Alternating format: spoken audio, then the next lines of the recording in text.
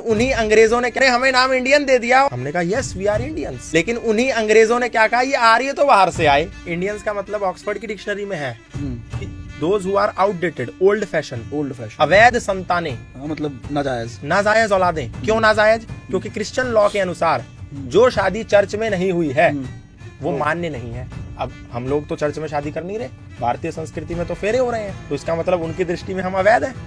जो हमने शादी करी वो अवैध, और जो हमारे बच्चे होंगे वो अवैध, तो इंडियंस, वो इंडियंस, और वो हमने ले ली।